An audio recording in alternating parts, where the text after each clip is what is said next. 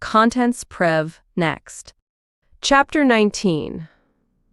Thomas Robinson reached around, ran his fingers under his left arm, and lifted it. He guided his arm to the Bible, and his rubber-like left hand sought contact with the black binding. As he raised his right hand, the useless one slipped off the Bible and hit the clerk's table.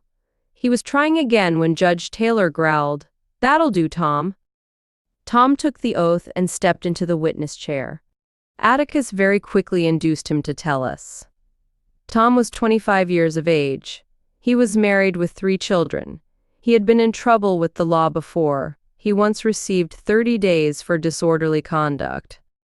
"It must have been disorderly," said Atticus. "What did it consist of?" "Got in a fight with another man. He tried to cut me." "Did he succeed?" "Yes, sir, a little, not enough to hurt. You see—" Tom moved his left shoulder. "Yes," said Atticus. "You were both convicted?" "Yes, sir, I had to serve 'cause I couldn't pay the fine. Other fellow paid his'n." Dill leaned across me and asked Jem what Atticus was doing. Jem said Atticus was showing the jury that Tom had nothing to hide.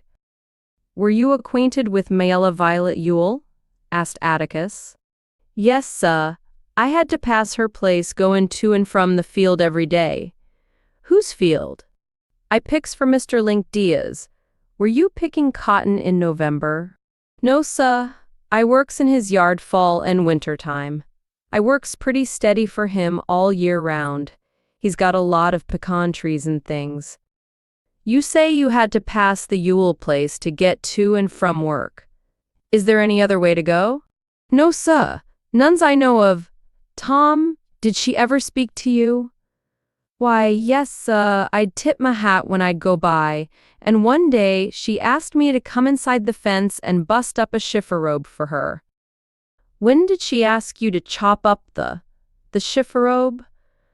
"Mr. Finch, it was way last spring. I remember it because it was choppin' time and I had my hoe with me. I said I didn't have nothin' but this hoe, but she said she had a hatchet. She give me the hatchet and I broke up the chifforobe. She said, 'I reckon I'll have to give you a nickel, won't I?' And I said, 'No, ma'am, there ain't no charge.' Then I went home." "Mr. Finch, that was way last spring, way over a year ago. Did you ever go on the place again?" "Yes, sir. When?" "Well, I went lots of times." Judge Taylor instinctively reached for his gavel, but let his hand fall. The murmur below us died without his help. "Under what circumstances?" "Please, sir? Why did you go inside the fence lots of times?" Tom Robinson's forehead relaxed. "She'd call me in, sir. Seemed like every time.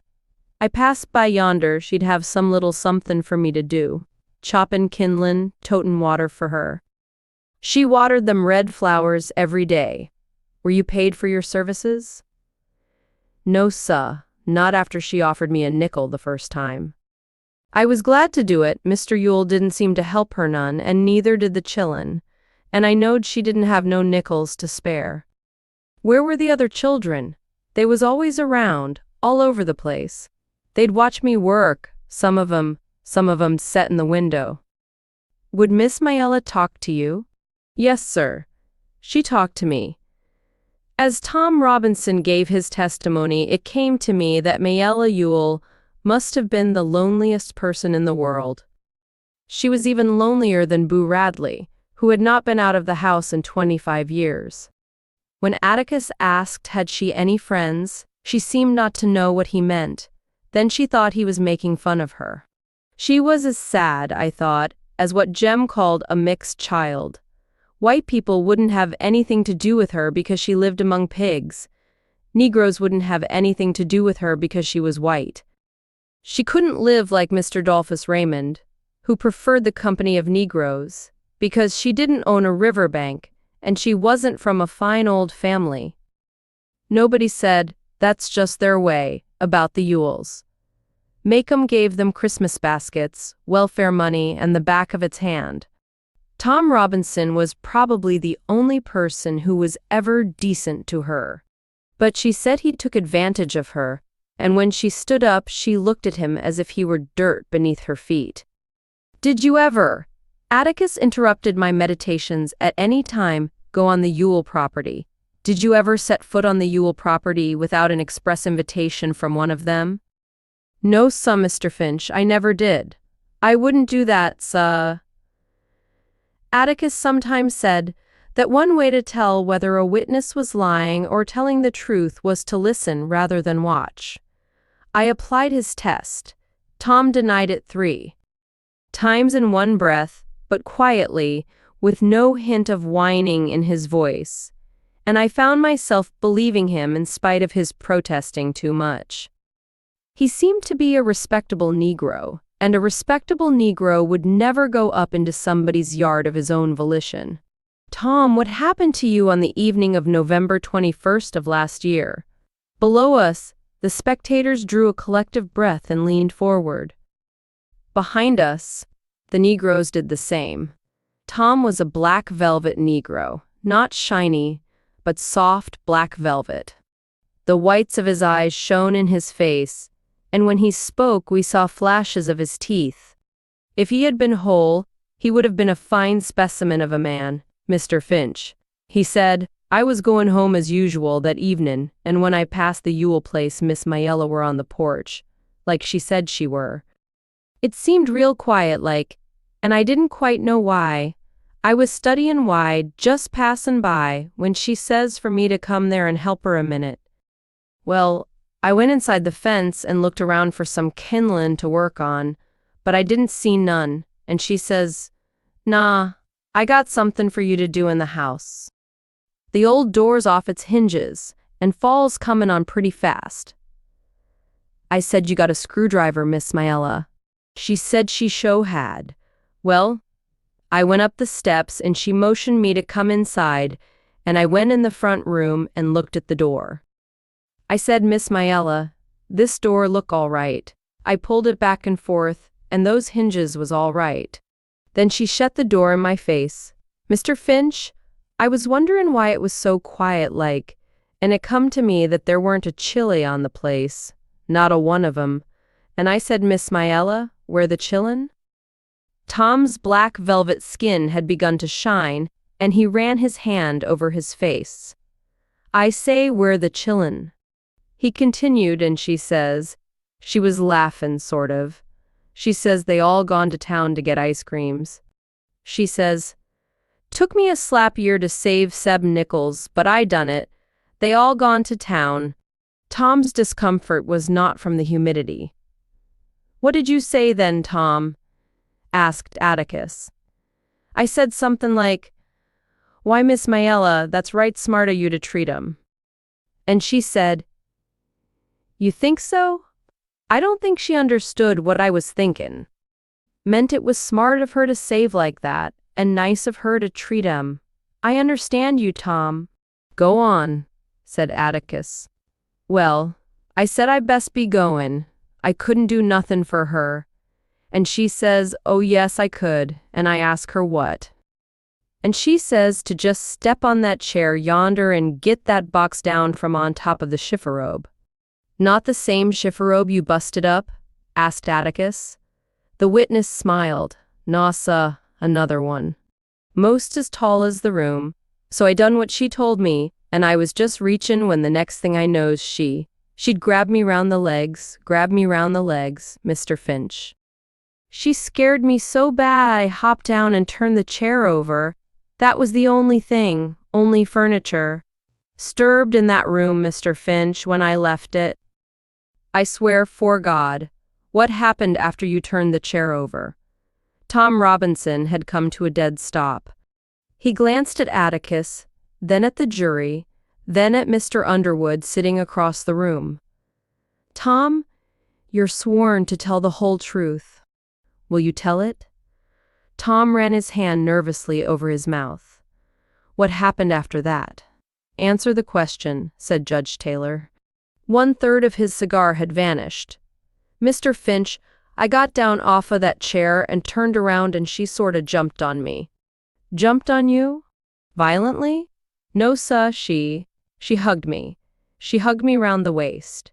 This time Judge Taylor's gavel came down with a bang, and as it did, the overhead lights went on in the courtroom. Darkness had not come, but the afternoon sun had left the windows.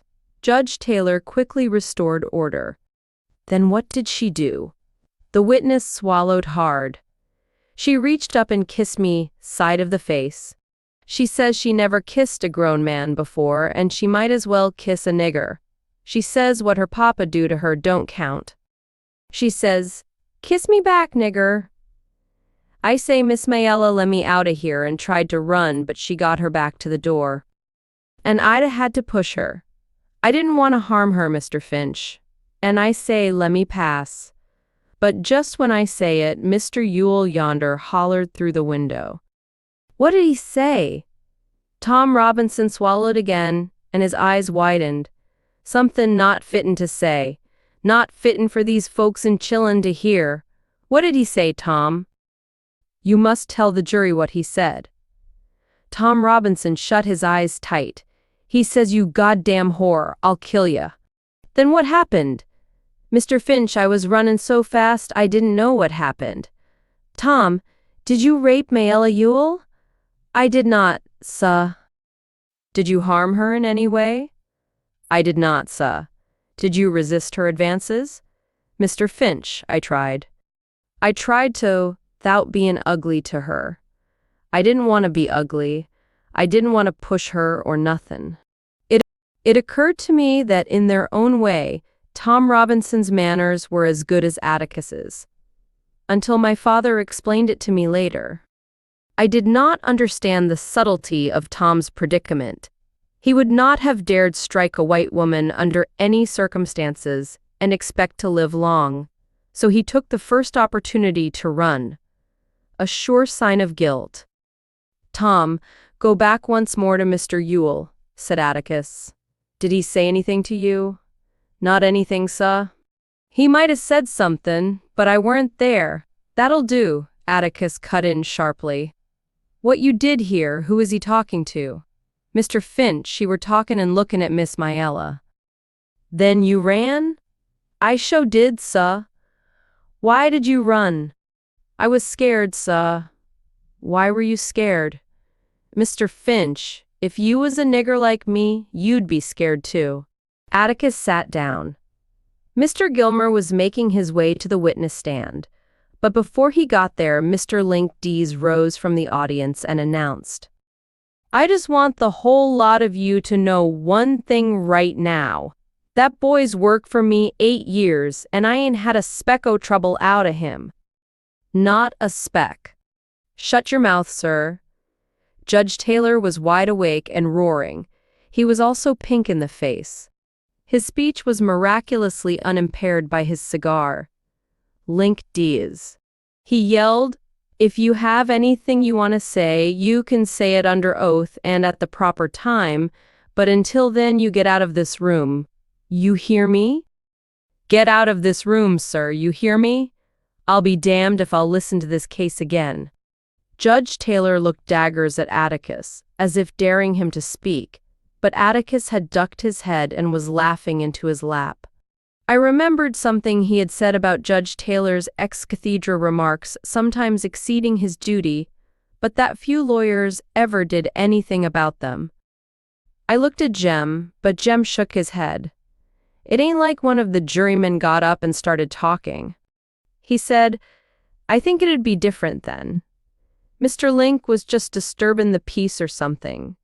Judge Taylor told the reporter to expunge anything he happened to have written down after Mr. Finch. If you were a nigger like me, you'd be scared too, and told the jury to disregard the interruption. He looked suspiciously down the middle aisle and waited, I suppose, for Mr. Link Dees to effect total departure. Then he said, Go ahead, Mr. Gilmer. You were given 30 days once for disorderly conduct, Robinson? Asked Mr. Gilmer. Yes, sir. What did the nigger look like when you got through with him? He beat me, Mr. Gilmer. Yes, but you were convicted, weren't you? Atticus raised his head. It was a misdemeanor and it's in the record, Judge. I thought he sounded tired. Witness'll answer, though, said Judge Taylor, just as wearily. Yes, sir, I got 30 days. I knew that Mr. Gilmer would sincerely tell the jury that anyone who was convicted of disorderly conduct could easily have had it in his heart to take advantage of Mayella Ewell. That was the only reason he cared. Reasons like that helped. Robinson, you're pretty good at busting up chiffon-robes and kindling with one hand, aren't you? Yes, sir, I reckon so. Strong enough to choke the breath out of a woman and sling her to the floor? I never done that, sir. But you are strong enough to? I reckon so, sir. Had your eye on her a long time, hadn't you, boy? No, sir, I never looked at her. Then you were mighty polite to do all that chopping and hauling for her, weren't you, boy? I was just trying to help her out, sir. That was mighty generous of you. You had chores at home after your regular work, didn't you? Yes, sir. Why didn't you do them instead of Miss Ewell's? I done 'em both, sir. You must have been pretty busy. Why? Why what, sir? Why were you so anxious to do that woman's chores? Tom Robinson hesitated, searching for an answer. Looked like she didn't have nobody to help her, like I says. With Mr. Ewell and 7 children on the place, boy. Well, I says it looked like they never help her none. You did all this chopping and work from sheer goodness, boy. Tried to help her, I says. Mr. Gilmer smiled grimly at the jury. You're a mighty good fellow, it seems. Did all this for not 1 penny? Yes, sir. I felt right sorry for her. She seemed to try more than the rest of 'em. You felt sorry for her. You felt sorry for he? Mr. Gilmer seemed ready to rise to the ceiling. The witness realized his mistake and shifted uncomfortably in the chair. But the damage was done. Below us, nobody liked Tom Robinson's answer. Mr. Gilmer paused a long time to let it sink in. Now you went by the house as usual, last November 21st, he said, and she asked you to come in and bust up a chiffon-robe? No, sir. Do you deny that you went by the house? No, sir. She said she had something for me to do inside the house. She says she asked you to bust up a chiffon-robe. Is that right? No, sir, it ain't. Then you say she's lying, boy? Atticus was on his feet, but Tom Robinson didn't need him. I don't say she's lying, Mr. Gilmer. I say she's mistaken in her mind. To the next 10 questions, as Mr. Gilmer reviewed Mayella's version of events, the witness's steady answer was that she was mistaken in her mind. Didn't Mr. Ewell run you off the place, boy? No, sir, I don't think he did. Don't think. What do you mean? I mean, I didn't stay long enough for him to run me off. You're very candid about this. Why did you run so fast? I says I was scared, sir. If you had a clear conscience, why were you scared? Like I says before, it weren't safe for any nigger to be in a fix like that. But you weren't in a fix. You testified that you were resisting Miss Ewell. Were you so scared that she'd hurt you? You ran? A big buck like you? No, sir, I scared I'd be in court, just like I am now. Scared of arrest? Scared you'd have to face up to what you did? No, sir. Scared I'd have to face up to what I didn't do. Are you being impudent to me, boy? No, sir, I didn't go to be. This was as much as I heard of Mr. Gilmer's cross-examination, because Jem made me take Dill out. For some reason Dill had started crying and couldn't stop, quietly at first, then his sobs were heard by several people in the balcony. Jem said if I didn't go with him, he'd make me, and Reverend Sykes said I'd better go, so I went. Dill had seemed to be all right that day. Nothing wrong with him, but I guessed he hadn't fully recovered from running away. Ain't you feeling good? I asked, when we reached the bottom of the stairs. Dill tried to pull himself together as we ran down the south steps. Mr. Linkdees was a lonely figure on the top step. Anything happenin', Scout? He asked as we went by. No, sir. I answered over my shoulder. Dill here, he's sick. Come on out under the trees, I said. Heat got you, I expect. We chose the fattest live oak, and we sat under it. It was just him I couldn't stand, Dill said. Who, Tom? That old Mr. Gilmer doing him that away, talking so hateful to him. Dill, that's his job. Why, if we didn't have prosecutors? Well, we couldn't have defense attorneys, I reckon. Dill exhaled patiently. I know all that, Scout. It was the way he said it made me sick, plain sick. He's supposed to act that way, Dill. He was cross. He didn't act that way when… Dill, those were his own witnesses. Well, Mr. Finch didn't act that way to Mayella and Old Man Ewell when he cross-examined them. The way that man called him boy all the time and sneered at him, and looked around at the jury every time he answered. Well, Dill, after all, he's just a Negro. I don't care one speck. It ain't right. Somehow it ain't right to do him that way. Hasn't anybody got any business talking like that? It just makes me sick. That's just Mr. Gilmer's way, Dill. He does 'em all that way. You've never seen him get good and down on one yet. Why, when? Well, today Mr. Gilmer seemed to me like he wasn't half trying. They do 'em all that way, most lawyers, I mean. Mr. Finch doesn't. He's not an example, Dill. I was trying to grope in my memory for a sharp phrase of Miss Maudie Atkinson's. I had it. He's the same in the courtroom as he is on the public streets. That's not what I mean, said Dill.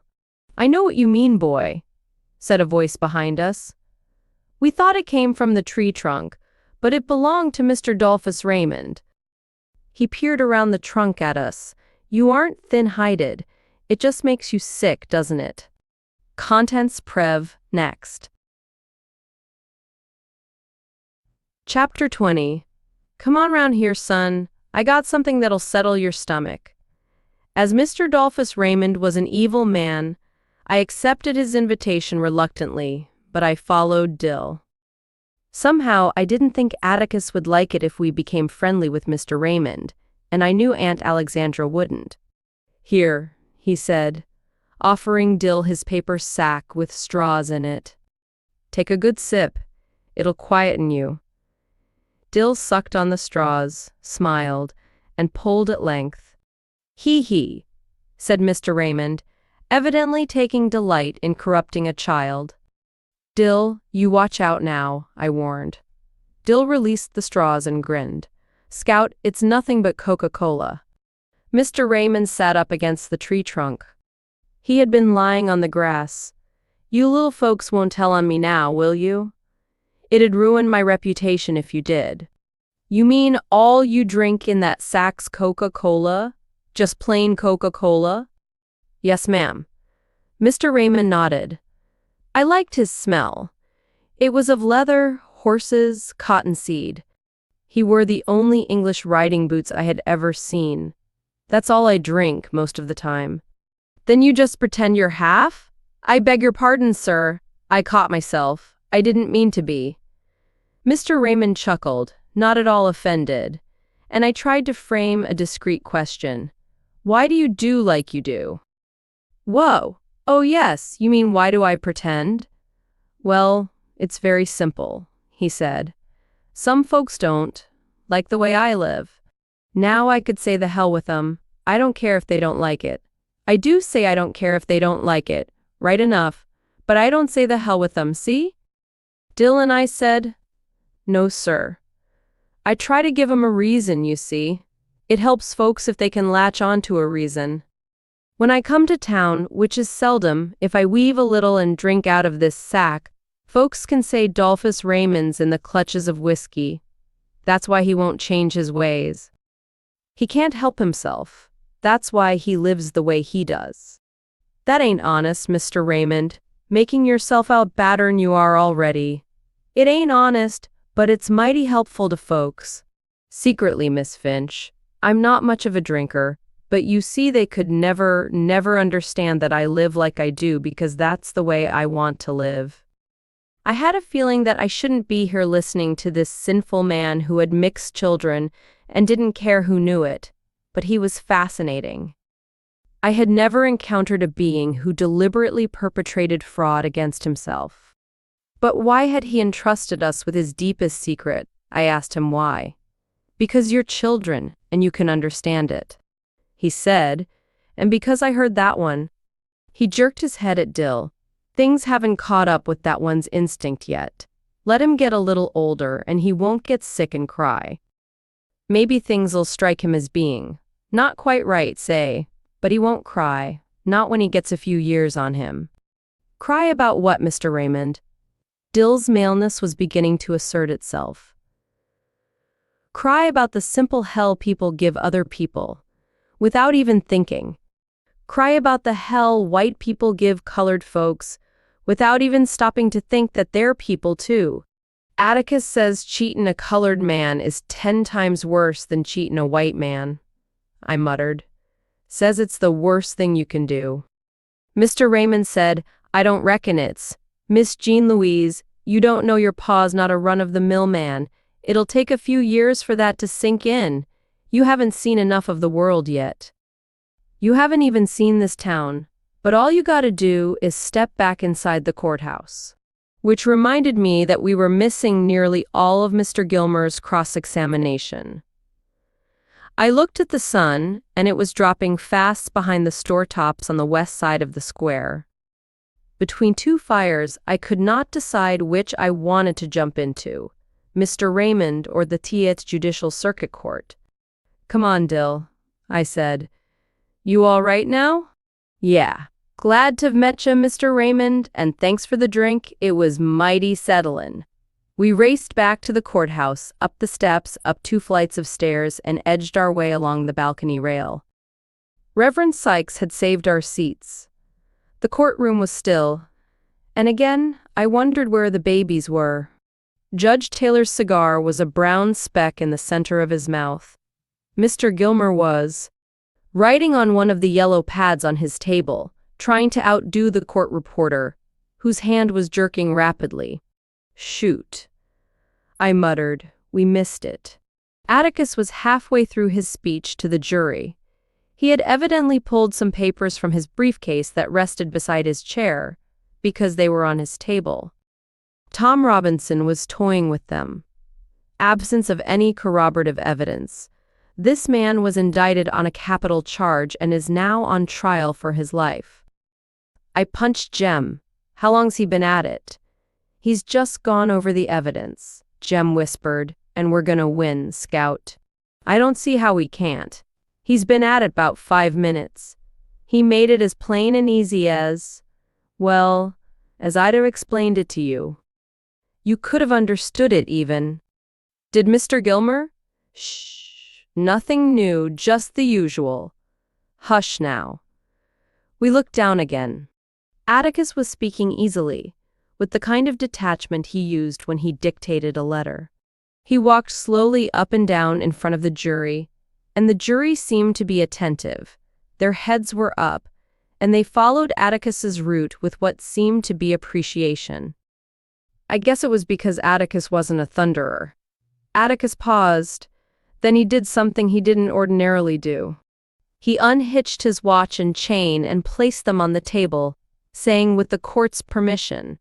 Judge Taylor nodded, and then Atticus did something I never saw him do before or since, in public or in private. He unbuttoned his vest, unbuttoned his collar, loosened his tie, and took off his coat. He never loosened a scrap of his clothing until he undressed at bedtime, and to Jem and me, this was the equivalent of him standing before us stark naked. We exchanged horrified glances. Atticus put his hands in his pockets, and as he returned to the jury, I saw his gold collar button and the tips of his pen and pencil winking in the light. Gentlemen, he said. Jem and I again looked at each other. Atticus might have said, Scout. His voice had lost its aridity, its detachment, and he was talking to the jury as if they were folks on the post office corner. Gentlemen, he was saying, I shall be brief. But I would like to use my remaining time with you to remind you that this case is not a difficult one. It requires no minute sifting of complicated facts. But it does require you to be sure beyond all reasonable doubt as to the guilt of the defendant. To begin with, this case should never have come to trial. This case is as simple as black and white. The state has not produced one iota of medical evidence to the effect that the crime Tom Robinson is charged with ever took place. It has relied instead upon the testimony of two witnesses whose evidence has not only been called into serious question on cross-examination, but has been flatly contradicted by the defendant. The defendant is not guilty, but somebody in this courtroom is. I have nothing but pity in my heart for the chief witness for the state, but my pity does not extend so far as to her putting a man's life at stake, which she has done in an effort to get rid of her own guilt. I say guilt, gentlemen, because it was guilt that motivated her. She has committed no crime. She has merely broken a rigid and time-honored code of our society. A code so severe that whoever breaks it is hounded from our midst as unfit to live with. She is the victim of cruel poverty and ignorance, but I cannot pity her. She is white. She knew full well the enormity of her offense, but because her desires were stronger than the code she was breaking, she persisted in breaking it. She persisted, and her subsequent reaction is something that all of us have known at one time or another. She did something every child has done. She tried to put the evidence of her offense away from her. But in this case, she was no child hiding stolen contraband. She struck out at her victim. Of necessity, she must put him away from her. He must be removed from her presence, from this world. She must destroy the evidence of her offense. What was the evidence of her offense? Tom Robinson, a human being. She must put Tom Robinson away from her. Tom Robinson was her daily reminder of what she did. What did she do? She tempted a Negro. She was white, and she tempted a Negro. She did something that in our society is unspeakable. She kissed a black man. Not an old uncle, but a strong young Negro man. No code mattered to her before she broke it, but it came crashing down on her afterwards. Her father saw it, and the defendant has testified as to his remarks. What did her father do? We don't know, but there is circumstantial evidence to indicate that Mayella Ewell was beaten savagely by someone who led almost exclusively with his left. We do know in part what Mr. Ewell did. He did what any God-fearing, persevering, respectable white man would do under the circumstances. He swore out a warrant, no doubt signing it with his left hand. And Tom Robinson now sits before you, having taken the oath with the only good hand he possesses, his right hand. And so a quiet, respectable, humble Negro, who had the unmitigated temerity to feel sorry for a white woman, has had to put his word against two white peoples. I need not remind you of their appearance and conduct on the stand. You saw them for yourselves. The witnesses for the state, with the exception of the sheriff of Macomb County, have presented themselves to you gentlemen, to this court, in the cynical confidence that their testimony would not be doubted. Confident that you gentlemen would go along with them on the assumption, the evil assumption, that all Negroes lie, that all Negroes are basically immoral beings, that all Negro men are not to be trusted around our women. An assumption one associates with minds of their caliber, which, gentlemen, we know is in itself a lie as black as Tom Robinson's skin, a lie I do not have to point out to you. You know the truth, and the truth is this. Some Negroes lie, some Negroes are immoral, some Negro men are not to be trusted around women, black or white. But this is a truth that applies to the human race and to no particular race of men. There is not a person in this courtroom who has never told a lie, who has never done an immoral thing. And there is no man living who has never looked upon a woman without desire. Atticus paused and took out his handkerchief. Then he took off his glasses and wiped them, and we saw another first. We had never seen him sweat. He was one of those men whose faces never perspired, but now it was shining tan. One more thing, gentlemen, before I quit. Thomas Jefferson once said that all men are created equal, a phrase that the Yankees and the distaff side of the executive branch in Washington are fond of hurling at us. There is a tendency in this year of grace, 1935, for certain people to use this phrase out of context, to satisfy all conditions. The most ridiculous example I can think of is that the people who run public education promote the stupid and idle along with the industrious, because all men are created equal. Educators will gravely tell you, the children left behind suffer terrible feelings of inferiority. We know all men are not created equal in the sense some people would have us believe. Some people are smarter than others. Some people have more opportunity because they're born with it. Some men make more money than others.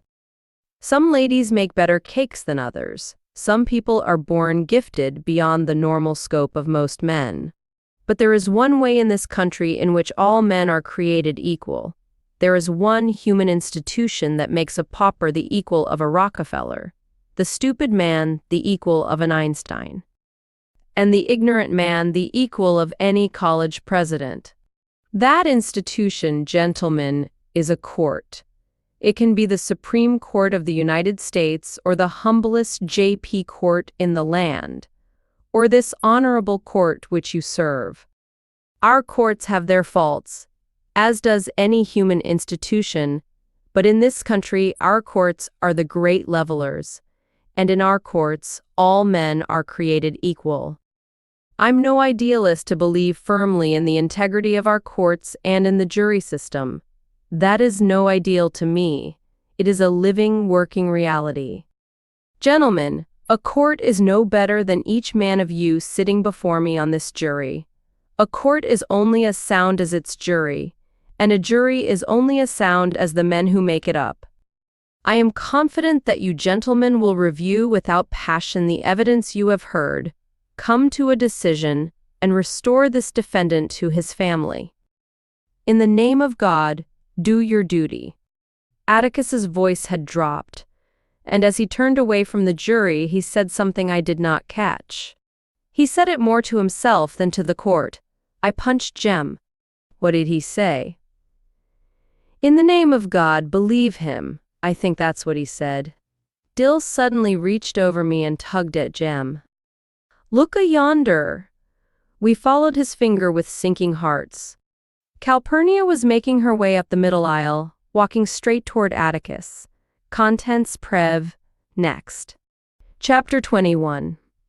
She stopped shyly at the railing and waited to get Judge Taylor's attention.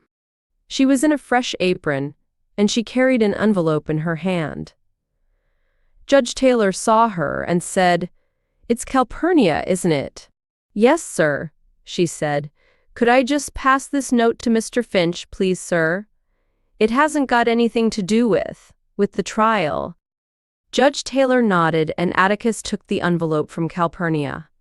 He opened it, read its contents, and said, "Judge, this note is from my sister. She says my children are missing, haven't turned up since noon. First, could you?" "I know where they are, Atticus." Mr. Underwood spoke up. "They're right up yonder in the colored balcony, been there since precisely 1:18 p.m. Our father turned around and looked up. "Jem, come down from there," he called. Then he said something to the judge we didn't hear. We climbed across Reverend Sykes and made our way to the staircase. Atticus and Calpurnia met us downstairs. Calpurnia looked peeved, but Atticus looked exhausted. Jem was jumping in excitement. "We've won, haven't we?" "I've no idea," said Atticus shortly. "You've been here all afternoon? Go home with Calpurnia and get your supper, and stay home." "Ah, Atticus, let us come back," pleaded Jem. "Please let us hear the verdict, please, sir.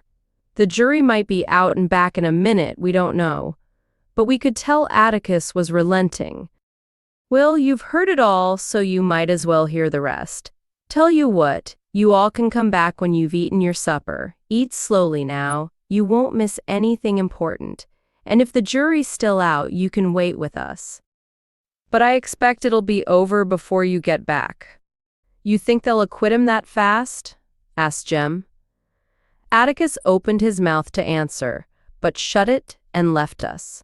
I prayed that Reverend Sykes would save our seats for us, but stopped praying when I remembered that people got up and left in droves when the jury was out. Tonight they'd overrun the drugstore, the OK Caf, and the hotel, that is, unless they had brought their suppers, too. Calpurnia marched us home. Skin every one of you alive. The very idea, you children listening to all that. Mr. Jem, don't you know better'n to take your little sister to that trial? Miss Alexandra'll absolutely have a stroke of paralysis when she finds out. Ain't fittin' for children to hear. The streetlights were on, and we glimpsed Calpurnia's indignant profile as we passed beneath them. Mr. Jem, I thought you was gettin' some kind of head on your shoulders. The very idea she's your little sister. The very idea, sir. You ought to be perfectly ashamed of yourself. Ain't you got any sense at all? I was exhilarated. So many things had happened so fast I felt it would take years to sort them out. And now here was Calpurnia giving her precious Jem down the country. What new marvels would the evening bring? Jem was chuckling. Don't you want to hear about it, Cal? Hush your mouth, sir. When you ought to be hanging your head in shame, you go along laughin'. Calpurnia revived a series of rusty threats that moved Jem to little remorse. And she sailed up the front steps with her classic, "If Mr. Finch don't wear you out, I will." Get in that house, sir. Jem went in grinning, and Calpurnia nodded tacit consent to having Dylan to supper. You all call Miss Rachel right now and tell her where you are. She told him. She's run distracted looking for you. You watch out she don't ship you back to Meridian first thing in the mornin'. Aunt Alexandra met us and nearly fainted when Calpurnia told her where we were. I guess it hurt her when we told her Atticus said we could go back, because she didn't say a word during supper. She just rearranged food on her plate, looking at it sadly while Calpurnia served Jem, Dill, and me with a vengeance. Calpurnia poured milk, dished out potato salad and ham, muttering, "Shamed of yourselves," in varying degrees of intensity. "Now you all eat slow," was her final command. Reverend Sykes had saved our places. We were surprised to find that we had been gone nearly an hour, and were equally surprised to find the courtroom exactly as we had left it, with minor changes. The jury box was empty. The defendant was gone. Judge Taylor had been gone, but he reappeared as we were seating ourselves. "Nobody's moved, hardly," said Jem. "They moved around some when the jury went out," said Reverend Sykes. "The men folk down there got the women folk their suppers, and they fed their babies." "How long have they been out?" asked Jem. "'Bout 30 minutes. Mr. Finch and Mr. Gilmer did some more talkin', and Judge Taylor charged the jury." "How was he?" asked Jem. "What say?" "Oh, he did right well. I ain't complainin' one bit, he was mighty fair-minded. He sorta said, if you believe this, then you'll have to return one verdict, but if you believe this, you'll have to return another one." I thought he was leanin' a little to our side. Reverend Sykes scratched his head. Jem smiled. "He's not supposed to lean, Reverend, but don't fret, we've won it." He said wisely, "Don't see how any jury could convict on what we heard. Now don't you be so confident, Mr. Jem. I ain't ever seen any jury decide in favor of a colored man over a white man." But Jem took exception to Reverend Sykes, and we were subjected to a lengthy review of the evidence with Jem's ideas on the law regarding rape.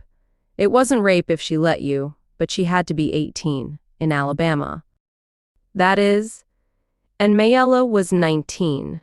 Apparently you had to kick and holler, you had to be overpowered and stomped on, preferably knocked stone cold. If you were under 18, you didn't have to go through all this. Mr. Jem, Reverend Sykes demurred, this ain't a polite thing for little ladies to hear. Ah, she doesn't know what we're talking about, said Jem. Scout, this is too old for you, ain't it?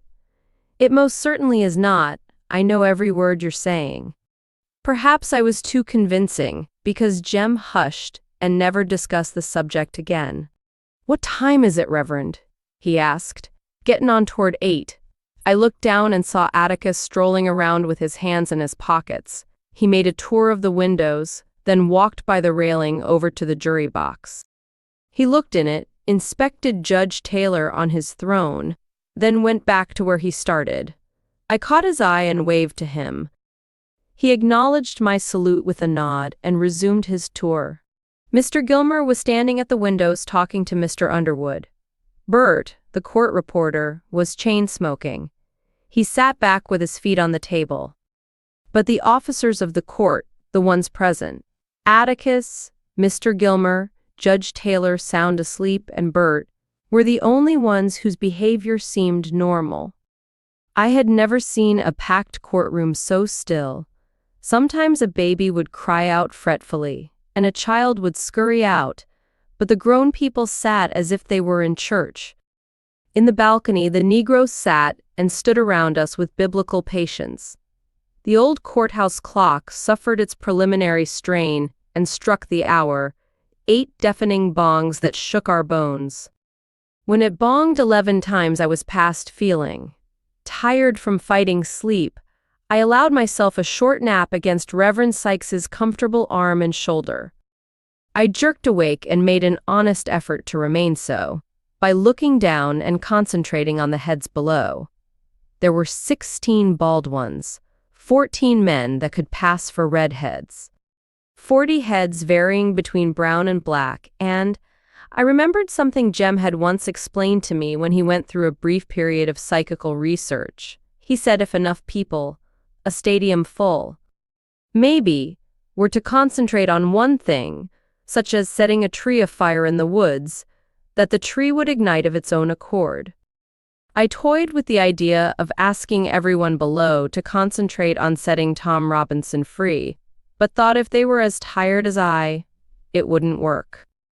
Dill was sound asleep, his head on Jem's shoulder, and Jem was quiet.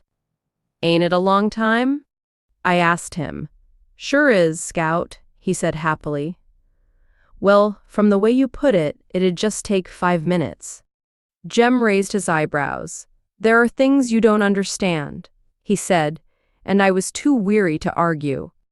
But I must have been reasonably awake, or I would not have received the impression that was creeping into me. It was not unlike one I had last winter, and I shivered, though the night was hot. The feeling grew until the atmosphere in the courtroom was exactly the same as a cold February morning, when the mockingbirds were still, and the carpenters had stopped hammering on Miss Maudie's new house, and every wood door in the neighborhood was shut as tight as the doors of the Radley place. A deserted, waiting, empty street, and the courtroom was packed with people. A steaming summer night was no different from a winter morning. Mr. Heck Tate, who had entered the courtroom and was talking to Atticus, might have been wearing his high boots and lumberjacket. Atticus had stopped his tranquil journey and had put his foot onto the bottom rung of a chair. As he listened to what Mr. Tate was saying, he ran his hand slowly up and down his thigh. I expected Mr. Tate to say any minute, "Take him, Mr. Finch." But Mr. Tate said, "This court will come to order," in a voice that rang with authority, and the heads below us jerked up. Mr. Tate left the room and returned with Tom Robinson. He steered Tom to his place beside Atticus and stood there. Judge Taylor had roused himself to sudden alertness and was sitting up straight, looking at the empty jury box. What happened after that had a dreamlike quality. In a dream, I saw the jury return, moving like underwater swimmers, and Judge Taylor's voice came from far away and was tiny. I saw something only a lawyer's child could be expected to see. could be expected to watch for, and it was like watching Atticus walk into the street, raise a rifle to his shoulder and pull the trigger. But watching all the time knowing that the gun was empty. A jury never looks at a defendant it has convicted, and when this jury came in, not one of them looked at Tom Robinson. The foreman handed a piece of paper to Mr. Tate, who handed it to the clerk, who handed it to the judge. I shut my eyes. Judge Taylor was polling the jury. Guilty, guilty, guilty, guilty, guilty. I peeked at Jem. His hands were white from gripping the balcony rail, and his shoulders jerked, as if each guilty was a separate stab between them. Judge Taylor was saying something. His gavel was in his fist, but he wasn't using it. Dimly, I saw Atticus pushing papers from the table into his briefcase. He snapped it shut, went to the court reporter and said something, nodded to Mr. Gilmer, and then went to Tom Robinson and whispered something to him. Atticus put his hand on Tom's shoulder as he whispered. Atticus took his coat off the back of his chair and pulled it over his shoulder. Then he left the courtroom, but not by his usual exit. He must have wanted to go home the short way, because he walked quickly down the middle aisle toward the south exit. I followed the top of his head as he made his way to the door. He did not look up. Someone was punching me, but I was reluctant to take my eyes from the people below us, and from the image of Atticus's lonely walk down the aisle. Miss Jean Louise? I looked around. They were standing, all around us, and in the balcony on the opposite wall, the Negroes were getting to their feet. Reverend Sykes's voice was as distant as Judge Taylor's. Miss Jean Louise, stand up. Your father's passin'. Contents Prev.